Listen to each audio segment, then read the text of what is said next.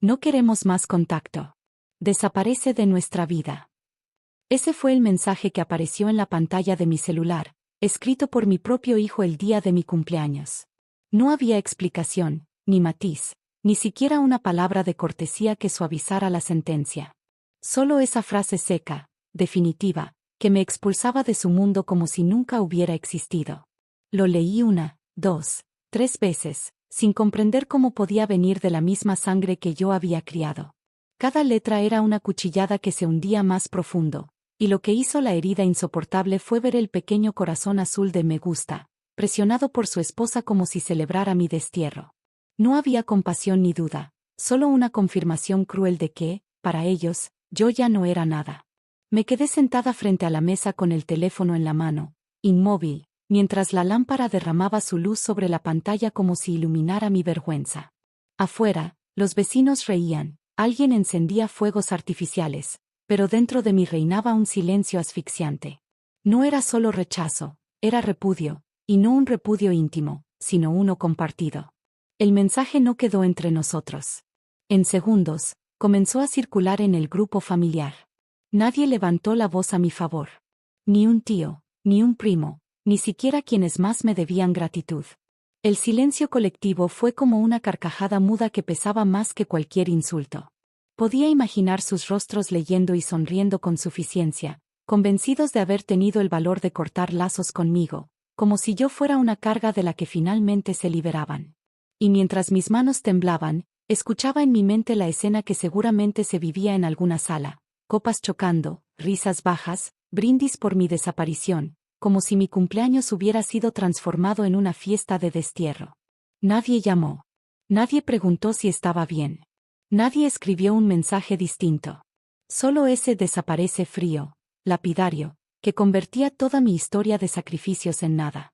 Era un linchamiento silencioso, cruel porque no necesitaba voces ni gritos. Bastaba la ausencia, la indiferencia, para que el golpe se volviera insoportable. Respiré hondo, contuve el llanto que me quemaba en la garganta. No me permití derrumbarme, no en ese instante. Si habían decidido borrarme, al menos yo no les regalaría la imagen de una mujer rota. Cerré los ojos y, en segundos, desfiló ante mí la memoria de cada sacrificio, cada noche sin dormir, cada peso entregado para que ellos tuvieran una vida que yo nunca conocí. Entonces apagué la pantalla, tomé mi cartera y busqué el plástico que durante años había sido su sostén. Ese mismo plástico que daban por sentado, como si fuera un manantial inagotable, como si yo no existiera detrás de él. Bloqueé la tarjeta de crédito que estaba a mi nombre, la misma con la que habían vivido día tras día convencidos de que jamás se acabaría. Lo hice en silencio, con una calma que no era resignación, sino certeza. Un simple clic podía pesar más que cualquier palabra. Esa noche me acosté con el eco del desprecio clavado en el pecho como una espina. Pero mientras ellos dormían convencidos de su victoria, yo sabía que al amanecer su mundo se tambalearía. Porque a la mañana siguiente, lo primero que apareció en mi pantalla no fue un saludo, ni un arrepentimiento, sino un número imposible de ignorar. 99 llamadas perdidas. Cuando apagué la pantalla aquella noche con el eco del desprecio aún golpeando en mis oídos, mi memoria se abrió paso sin que pudiera detenerla y me arrastró hacia los años en que todo comenzó. A esos días en que todavía creía que los sacrificios eran semillas que un día florecerían en gratitud y en reconocimiento. Había sido madre demasiado joven y también demasiado sola, porque mientras cargaba con un bebé en brazos y la incertidumbre en el corazón, el hombre con quien había jurado compartir la vida se perdía en fiestas y en placeres ajenos, dejando tras de sí un vacío que yo tenía que llenar con fuerzas que no sabía que poseía. Durante semanas enteras enfrenté noches frías con apenas lo suficiente para comprar leche, y recuerdo el instante en que empeñé el anillo de bodas para pagar la guardería, repitiéndome que valía la pena, que aunque yo cargara la vergüenza de perderlo, mi hijo tendría oportunidades que a mí me habían negado desde siempre. Trabajaba de día limpiando casas ajenas y de noche cosía ropa por encargo, sin descanso ni lujos, solo con el objetivo fijo de que él no conociera las privaciones que yo había padecido. Cada moneda que caía en mis manos se transformaba en libros, uniformes o zapatos nuevos que se volvían pequeños demasiado rápido, y mientras yo vestía lo mismo durante años y comía lo más barato, él caminaba con la frente en alto sin sospechar que cada paso estaba sostenido por mi esfuerzo. A veces, Cuando veía la sonrisa cansada reflejada en el espejo, pensaba que todo valía la pena porque él crecía sin sentir vergüenza, sin notar las grietas que yo ocultaba. Con el tiempo aprendí a ser invisible, porque nadie preguntaba cómo estaba yo ni qué necesitaba, ya que me habían colocado la etiqueta de mujer fuerte, esa que aguanta todo sin quejarse, aunque la fortaleza no fuera elección sino obligación. Hubo una vez que los pulmones me dolían y la fiebre me hacía temblar, pero aún así salí a trabajar porque sabía que si faltaba no habría con qué pagar la renta, y cuando llegaban las excursiones escolares me las ingeniaba vendiendo postres en la esquina para que no sintiera la humillación de quedarse atrás. En cada entrega, en cada jornada agotadora, me repetía que un día él comprendería, que un día vería el sacrificio escondido detrás de la normalidad que tanto disfrutaba. Los años se fueron acumulando y con ellos llegaron nuevas exigencias, porque la universidad significaba gastos más grandes y la presión de mantenerlo en un camino donde jamás sintiera vergüenza de su origen humilde. Escuchaba a veces cómo hablaba con sus amigos y adornaba la vida con historias que no eran ciertas, inventando comodidades que no existían, y en lugar de confrontarlo elegía redoblar esfuerzos para que no tuviera necesidad de ocultar nada. Una Navidad nunca se borró de mi memoria, porque apenas tenía lo justo para un pollo asado, un poco de arroz y un pastel pequeño, mientras él soñaba con una consola que estaba lejos de nuestro alcance. Aquella noche me encerré en el baño y lloré en silencio, sintiendo que le fallaba, y a la mañana siguiente, con los ojos hinchados, firmé un préstamo con intereses imposibles para comprársela. Su sonrisa al abrir la caja me pareció la recompensa más grande del mundo, aunque significara meses enteros de deudas que yo sola cargaría. Con los años conseguí un trabajo en una empresa de limpieza donde poco a poco logré escalar hasta convertirme en administradora, y en cuanto vi la oportunidad decidí que lo mejor era asegurarle una vida estable, de esas que nunca se tambalean. Abrí una tarjeta de crédito a mi nombre, no para mí, sino para ellos, y con esa tarjeta se pagaron viajes, cenas, ropa de marca y caprichos que jamás habría soñado para mí. Mientras contaba monedas para el transporte, ellos aprendieron a vivir con lujos que creyeron eternos, y acepté esa desigualdad como parte de mi destino, convencida de que mi papel era sostener, dar y callar, aunque la gratitud rara vez se asomara.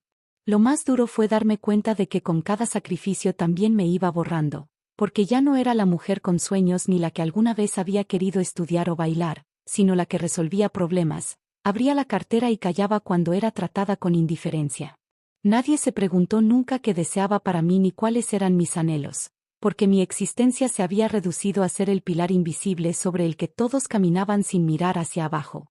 Y aún así continué, con la esperanza de que algún día se detuvieran, miraran atrás y me reconocieran, pero en lugar de ese momento de justicia llegó la frase más fría de todas, ese desaparece que borró de un plumazo toda una vida de entrega. Esa noche, mientras recordaba lágrimas escondidas, madrugadas de cansancio y deudas que asumí para regalarle sonrisas, comprendí que nunca había sido suficiente, que sin importar cuánto diera, en sus ojos siempre sería prescindible. Ese pensamiento dolía, pero al mismo tiempo encendía algo dentro de mí, porque si había soportado tanto dolor en silencio también podría soportar lo que vendría después, y quizá, por primera vez en la vida, iba a dejar que fueran ellos quienes aprendieran lo que significa estar solos. Después de haber recordado cada sacrificio comprendí que el presente no era un accidente ni una sorpresa inesperada, sino la consecuencia de muchos años en los que fui reducida al papel de proveedora silenciosa, una figura útil únicamente mientras resolvía los problemas de los demás, sin recibir jamás un gesto de gratitud real. Esa indiferencia que durante tanto tiempo se disfrazó de costumbre terminó transformándose en desprecio abierto, y lo más doloroso fue darme cuenta de que ya no existía siquiera la intención de ocultarlo. Lo que en un inicio eran comentarios velados y risas disimuladas se convirtió en frases directas dichas frente a todos, en actitudes cargadas de burla que me obligaban a sonreír aunque por dentro sintiera que me desgarraban. En cada reunión familiar se repetía el mismo patrón. Mientras yo permanecía al margen, ellos me trataban como si fuera una invitada incómoda en una mesa que yo misma había ayudado a sostener con años de trabajo y sacrificio.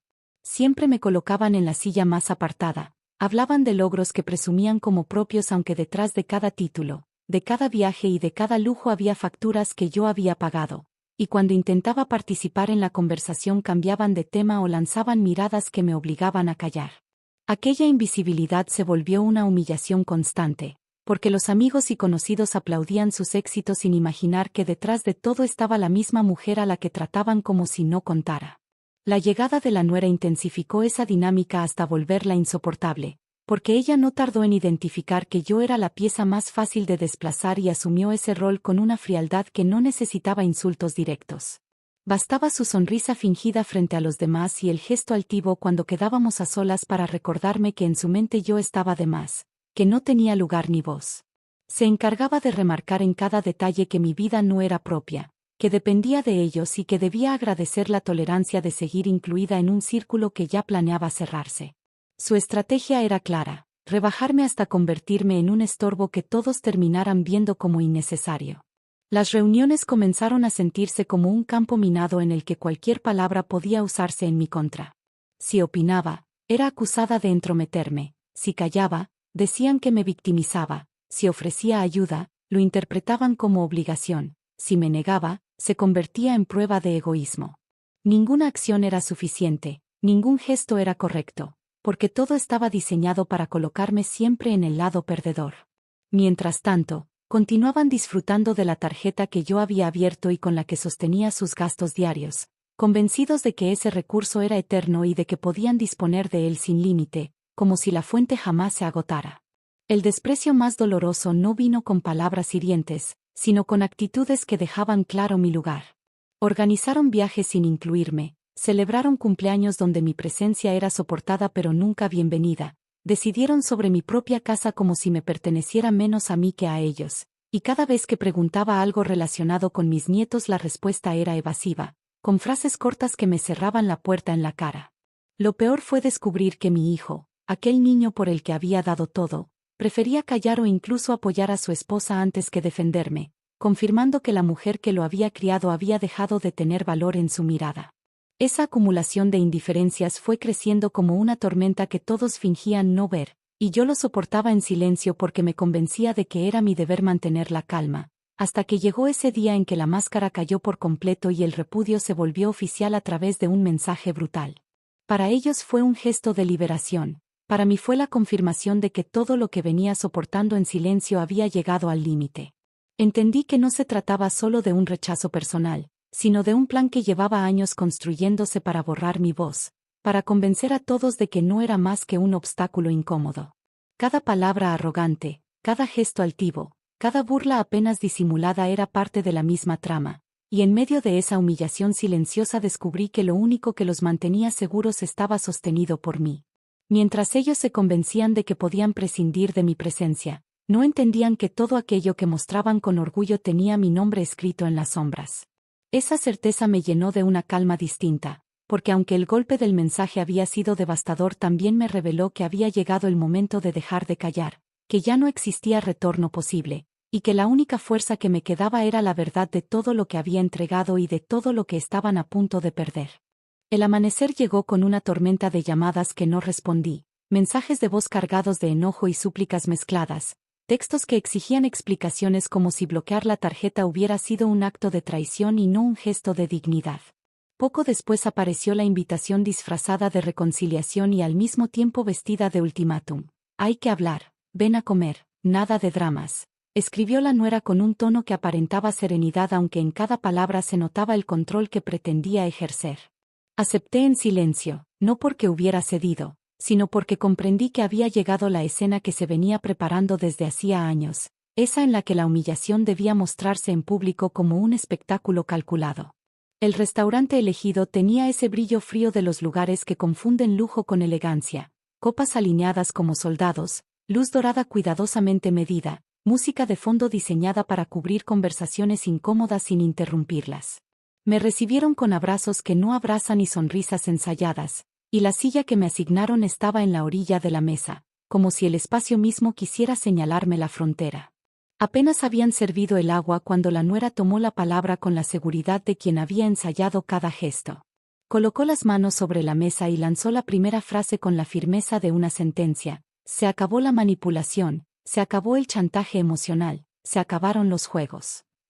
Las miradas alrededor se voltearon con disimulo, algunos fingieron no escuchar, otros se acomodaron mejor en sus asientos como quien espera un espectáculo. Continuó hablando con esa voz que sabe cuándo subir y cuándo bajar para impresionar, y en cada concepto que mencionaba había un filo disfrazado de verdad. Pronunció palabras como responsabilidad, respeto, madurez, pero en su boca todas se transformaban en acusaciones directas hacia mí. Según su discurso yo era la que interfería, la que controlaba, la que manipulaba con dinero, la que se victimiza cada vez que no logra lo que quiere. Convirtió años de sacrificios en caricatura, moldeando un retrato falso que algunos escuchaban con atención y asentían como si hubieran encontrado por fin la explicación a todo. Mi hijo permanecía a su lado con el rostro tenso, sin levantar la mirada del plato, asentía de vez en cuando sin pronunciar una palabra, como si con ese silencio validara todo. A su alrededor aparecieron cómplices habituales, una tía que repite cualquier opinión que suene firme, un primo con el celular en la mano que grababa pequeños fragmentos como si la humillación mereciera archivo, y algunos curiosos que observaban de reojo disfrutando del drama ajeno. El discurso alcanzó su punto más alto con una frase que buscaba cerrar el círculo: necesitamos distancia definitiva, necesitamos que entiendas que no cabes en esta nueva etapa, si bloqueaste la tarjeta es porque no quieres ser parte de nuestra vida, así que sé coherente y desaparece de una vez. Todo estaba acomodado para dejarme en la posición de villana, para convencer a todos de que yo había abandonado, cuando en realidad lo único que había hecho era defender mi derecho a no ser utilizada más. El listado de cargos no terminó ahí, siguió con ejemplos acomodados a su conveniencia, que exijo atenciones, que hago escenas, que me creo dueña de lo que no me corresponde, que me entrometo en decisiones ajenas. Cada palabra era una piedra más lanzada sobre una imagen que querían destruir frente a testigos. Guardé silencio durante todo su monólogo, sostuve la mirada sin interrumpir, contuve cada gesto para no regalarles un motivo que reforzara su obra. Aprendí que en ciertos momentos la mejor defensa es permitir que el otro muestre su verdadero rostro hasta el final, y mientras escuchaba acomodaba mentalmente cada una de las pruebas que había preparado la noche anterior, cuando comprendí que no bastaba con tener dignidad, que debía mostrar evidencias.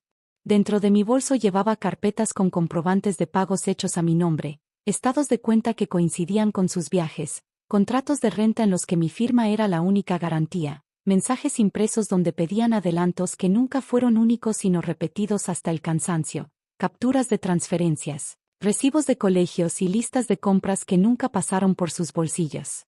También guardaba un dispositivo con grabaciones y videos que no buscaban humillar sino mostrar la verdad de quien había tomado las decisiones que ahora me imputaban como caprichos. Esperé a que ella cerrara con su gesto triunfal, con esa satisfacción que tanto disfruta cuando siente que ganó la partida, y recién entonces levanté la voz. No con gritos ni con reclamos, sino con calma, como quien señala una línea sobre el piso. Expliqué que la tarjeta estaba a mi nombre y que durante años se había usado para sostener cada lujo que presumían, que bloquearla no fue venganza sino supervivencia, que nadie debería cargar deudas para sostener caprichos de otros, que amor no se compra ni se mide en gastos. Hablé sin extenderme demasiado, solo lo suficiente para dejar claras las bases. Después guardé silencio de nuevo, y ese silencio tuvo más fuerza que todo su discurso. Fue entonces cuando anuncié que traía conmigo cada documento necesario para revisar punto por punto la historia real, y que si lo consideraban prudente podíamos sentarnos con la administradora del banco y un asesor independiente a corroborar los hechos. No sería una pelea, sería una revisión objetiva, un espejo limpio frente a todos. La mesa enmudeció, el brillo de seguridad en los ojos de la nuera se resquebrajó apenas, lo justo para mostrar una grieta, y mi hijo levantó la vista confundido, buscando en su esposa una certeza que ya no encontró. Nadie se atrevió a contradecir la invitación a los hechos, porque la verdad corta más que cualquier argumento. Pagada la cuenta antes de que alguien la pidiera, me levanté sin prisa y salí del restaurante con paso firme, sintiendo que había dejado atrás no solo una comida incómoda, sino el inicio de la caída de una mentira sostenida por años. La carpeta esperaba sobre la mesa de mi casa esa noche, abierta como una lámpara encendida que anuncia que algo está por revelarse. Mientras el teléfono vibraba con mensajes que mezclaban disculpas y reproches, entendí que el reloj ya estaba corriendo, que la opción nuclear no sería un estallido de rabia, sino el peso implacable de la verdad ordenada y presentada en su momento justo.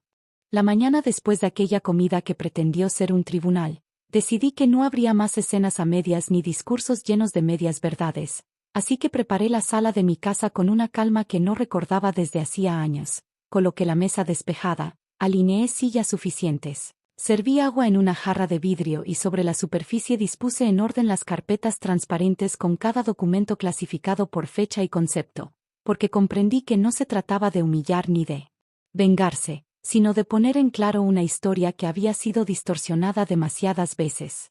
No obligué a nadie a asistir, tampoco ofrecí pretextos ni promesas, simplemente envié un mensaje breve al grupo familiar. Tengo documentación que aclara todo, si desean revisar, hoy a las 5.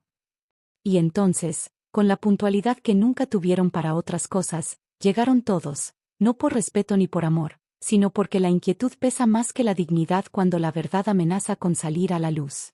No pronuncié saludos largos ni quise adornar la situación, aclaré que no habría escenas teatrales ni acusaciones sin pruebas, que lo único que se pondría sobre la mesa serían hechos respaldados por documentos, transferencias y registros que cualquiera podía verificar.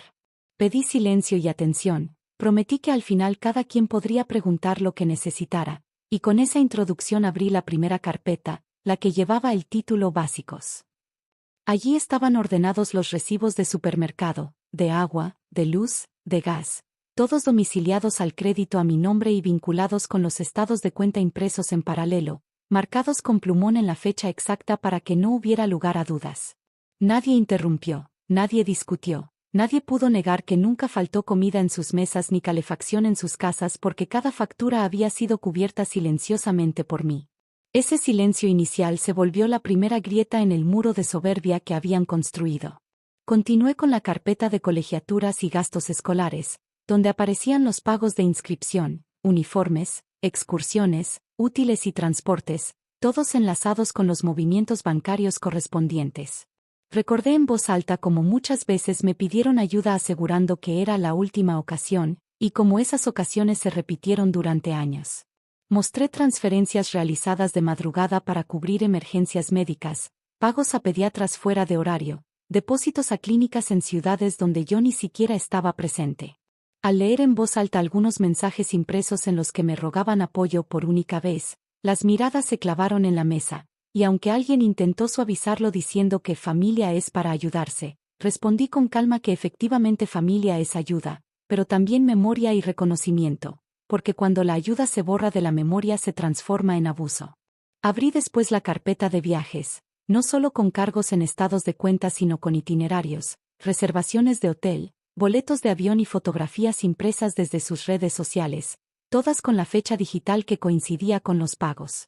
Expliqué que nunca pedí un solo viaje para mí, que cada milla acumulada fue usada para ellos, que mientras yo trabajaba ellos celebraban frente al mar, y que no mostraba esas imágenes para avergonzar sino para enlazar recuerdos con números. Hubo un silencio incómodo, la nuera cruzó los brazos, mi hijo bajó la mirada y algunos parientes evitaron mis ojos. Después coloqué la carpeta de contratos, donde aparecían los arrendamientos firmados a mi nombre, fianzas cubiertas con mi crédito y pólizas en las que figuraba como responsable única. Subrayé cada cláusula en que se mencionaba mi nombre y relaté cómo nunca pregunté nada porque confié en que algún día lo reconocerían. Un primo quiso interrumpir preguntando por qué me involucraba en asuntos ajenos, y respondí serena que jamás me involucré por capricho, sino porque me lo pidieron entre súplicas y promesas, y mi error fue confiar en que las promesas se cumplirían. Avancé con la carpeta de mensajes. No capturas aisladas ni frases sueltas, sino conversaciones completas con fecha y hora, donde quedaba claro que cada gasto solicitado venía acompañado de promesas que jamás se cumplieron. Leí algunas en voz alta: Ma, solo esta vez, suegra, el día 15 te devuelvo, no le digas a nadie, me da pena, te juro que es la última, y al mismo tiempo mostré las transferencias que confirmaban que cada palabra fue acompañada por dinero real. Nadie pudo decir que era manipulación, porque los estados bancarios coincidían exactamente. Encendí el altavoz del teléfono y reproduje breves fragmentos de audios en los que la misma voz que me pedía incrementar el límite de crédito después me calificaba como estorbo. No busqué humillar, solo dejar constancia de cómo una verdad cambia según convenga. Apagué el aparato y lo dejé sobre la mesa, como quien deja caer una piedra en el agua para que todos vean las ondas.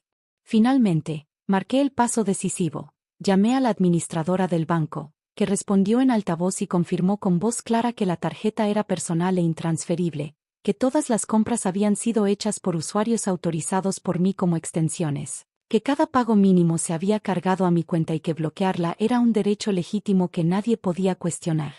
Su explicación no admitió discusión, porque los números no tienen emociones. Abrí entonces la carpeta final, titulada Garantías Cruzadas, y mostré constancias de un préstamo que no era mío, cubierto a mi nombre cuando su negocio se hundió en silencio, un préstamo que sigo pagando con intereses y que nunca fue reconocido más allá de las lágrimas de una súplica inicial. Allí estaba la firma de ambos en una hoja que prometía hacerse cargo cuando la situación se estabilizara. Nunca se estabilizó. La sala estaba muda, mi hijo me miraba con una mezcla de vergüenza y desconcierto, y en esa mirada reconocí no la maldad sino la costumbre de dar por sentado lo que yo sostenía. Dije que la costumbre no justifica el abuso, y que ese día no buscaba reproches sino cortar un ciclo. Entregué una carta firmada en la que renunciaba a seguir como garante de sus compromisos y presenté un cronograma de 30 días para trasladar a sus nombres las rentas, los servicios, los seguros y las colegiaturas. No era una amenaza, era una frontera clara. La nuera intentó insistir con la palabra manipulación, pero la pila de documentos frente a ella vació de sentido cualquier argumento. Mi hijo, en cambio, pidió tiempo para procesar. Admitió que nunca revisó cifras y que delegó todo a su esposa sin mirar la realidad. No lo abracé ni lo acusé, simplemente asentí y le entregué la primera carpeta para que la guardara, como recordatorio de que la verdad de su vida estaba escrita en esas hojas. Para cerrar, ofrecí soluciones prácticas, contactos de asesoría financiera, citas ya agendadas en el centro comunitario, formularios del banco para solicitar sus propios créditos, instrucciones claras para cambiar titularidades. No era un castigo, era una puerta. Y mientras una franja de luz entraba por la ventana e iluminaba los papeles sobre la mesa, comprendí que el clímax no se medía en gritos ni en lágrimas, sino en ese silencio pesado donde la verdad, finalmente, no puede seguir ocultándose. La reunión había terminado en silencio, sin escenas violentas ni voces elevadas, pero la calma fue apenas una apariencia porque el verdadero colapso comenzó apenas se cerró la puerta de mi casa y cada uno volvió a su rutina enfrentándose con la crudeza de que ya no existía red de seguridad detrás de sus pasos. Lo que parecía un simple bloqueo de tarjetas se transformó en una grieta que atravesó todas sus comodidades, y esa grieta se ensanchó con rapidez porque ya no había nadie dispuesto a cubrir lo que ellos siempre habían considerado garantizado. El grupo familiar, que días antes me había condenado con un me gusta, se convirtió en un escenario de contradicciones. Mensajes que llegaban en cascada mezclaban acusaciones de traición con súplicas desesperadas, audios en los que se pasaba de la furia al llanto en cuestión de segundos y comentarios escritos con prisa que pedían explicaciones como si la dignidad que me negaron pudiera negociarse. La nuera, tan firme en el restaurante, enviaba grabaciones en las que su voz sonaba quebrada, acusándome de arruinar su vida, de dejarlos en ridículo frente a conocidos, de convertirlos en ejemplo de fracaso, mientras mi hijo alternaba entre mensajes breves confesando que estaba confundido y peticiones de tiempo para ordenar todo lo que había visto. La consecuencia inmediata se manifestó en la cotidianidad que siempre habían dado por sentada. El primer golpe llegó en un supermercado cuando la tarjeta de extensión fue rechazada frente a la mirada curiosa de clientes que reconocieron sus rostros, obligando a dejar bolsas llenas de productos sobre la banda mientras la nuera discutía con la cajera sin poder revertir el resultado. El segundo golpe apareció con una llamada del colegio que exigía el pago atrasado de la mensualidad, algo que jamás había ocurrido porque yo siempre cubría con puntualidad esos compromisos. El tercero se materializó al día siguiente cuando el arrendador de su departamento preguntó por la transferencia que nunca llegó. Y ya no existía manera de prometer que mañana se resolvería porque mañana había dejado de estar bajo mi control. Las reacciones de la familia extendida tampoco tardaron en hacerse presentes.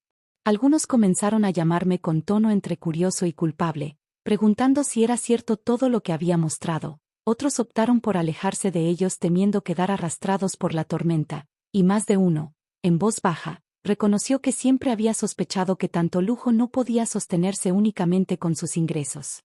La reputación que tanto defendieron se desplomó en cuestión de días, no porque yo saliera a exponerlos, sino porque la verdad circuló sola, sostenida por hechos que no podían ocultar. En el interior de su propia casa el ambiente se volvió insoportable. Hubo discusiones intensas entre mi hijo y su esposa, con reproches cruzados que pasaban de acusaciones a defensas improvisadas. Ella le recriminaba no haber sido más firme conmigo, él respondía que había confiado ciegamente en lo que ella le decía, y en medio de ese caos aparecían los niños preguntando por qué no podían comprar lo que antes tenían sin esfuerzo. El caos dejó de ser solo económico para volverse emocional, porque la estructura que construyeron sobre mi esfuerzo se desmoronaba frente a sus propios ojos.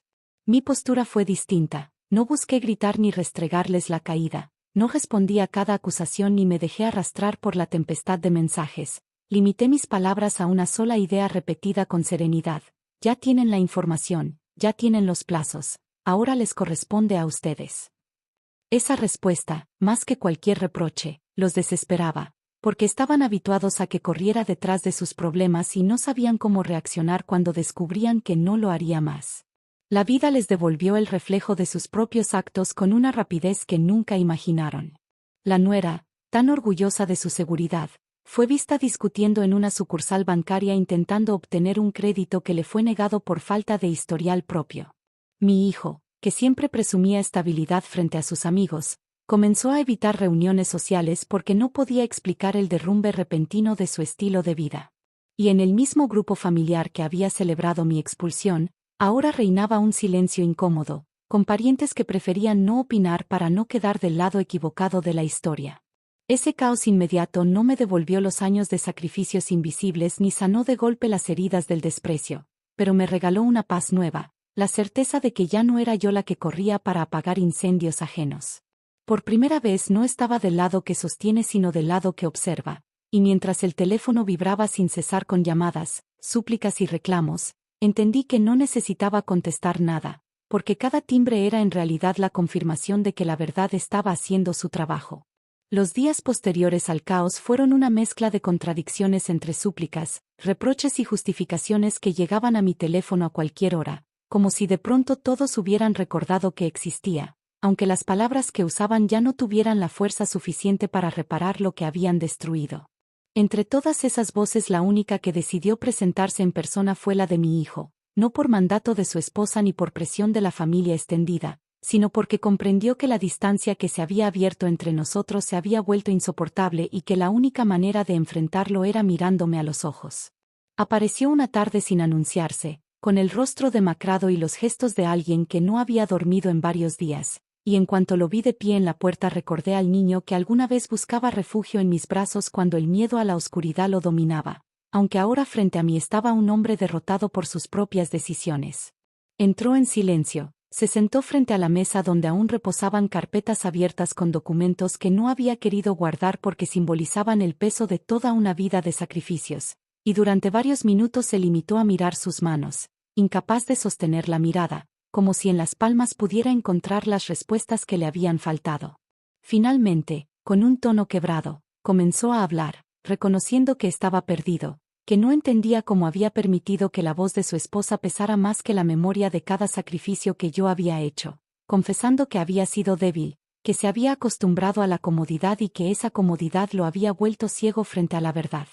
No lo interrumpí porque comprendí que necesitaba escucharse a sí mismo, y mientras sus palabras se desbordaban como un río contenido demasiado tiempo, observé con serenidad el derrumbe de un muro que durante años me había mantenido apartada.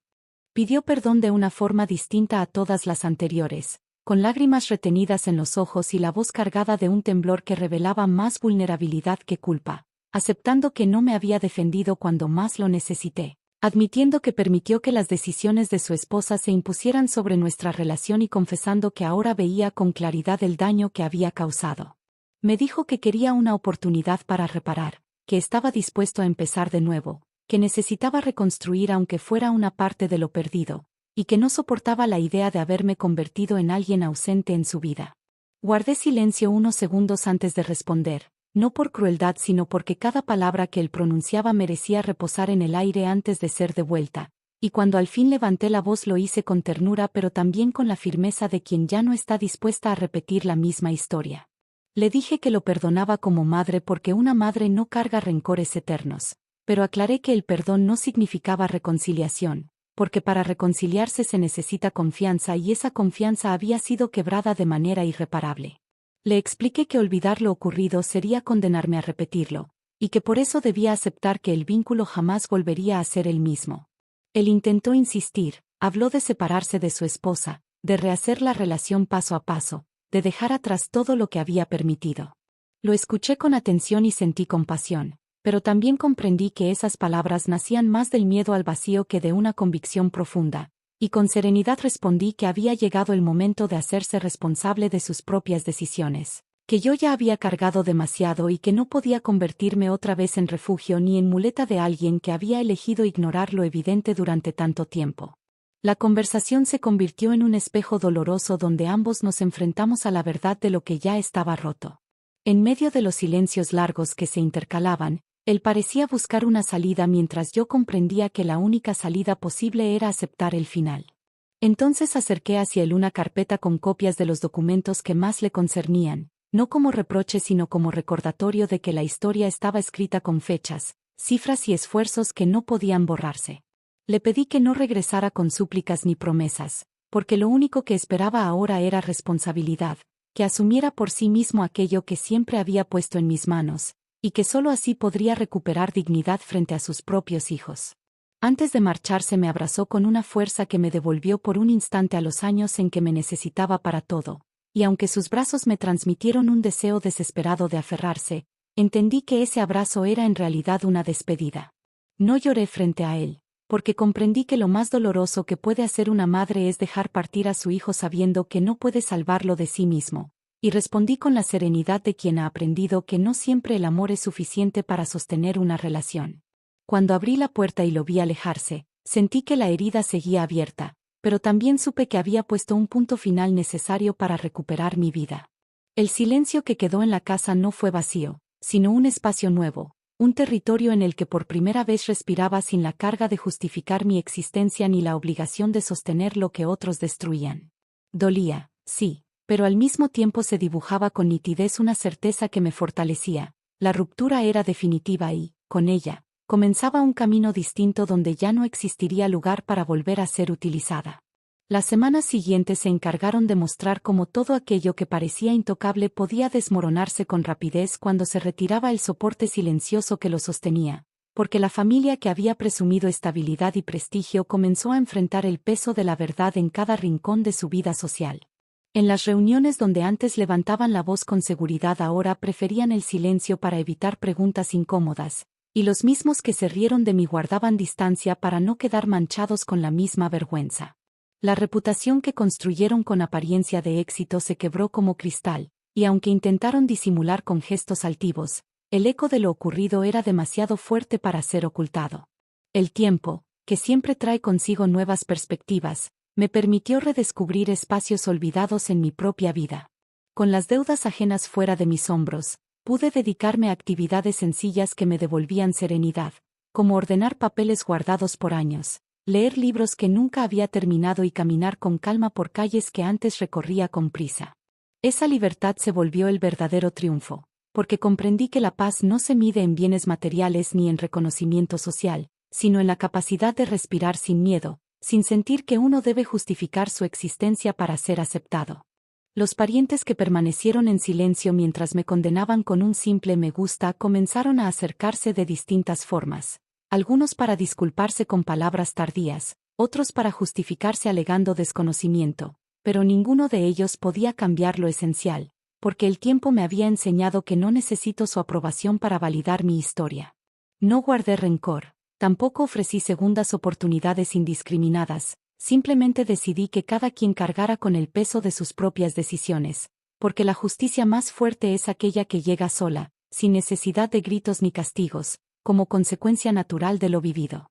Mi hijo buscó contacto en distintas ocasiones, ya sin súplicas desesperadas, sino con mensajes breves en los que mostraba que estaba intentando hacerse cargo de su vida sin depender de mí. Respondí con ternura pero con distancia, porque entendí que el vínculo entre nosotros ya no podía volver a ser el mismo. No le negué afecto, pero tampoco le devolví el lugar que él mismo había quebrado, porque algunas heridas no se cierran para volver al estado inicial, sino que cicatrizan para recordar que allí hubo una herida y que gracias a ella uno aprende a protegerse. De su esposa nunca esperé arrepentimiento genuino. Intentó limpiar su imagen frente a conocidos, se presentó como víctima de mis decisiones, pero pronto la gente se cansó de escuchar excusas y descubrió que las máscaras no resisten cuando los hechos las contradicen.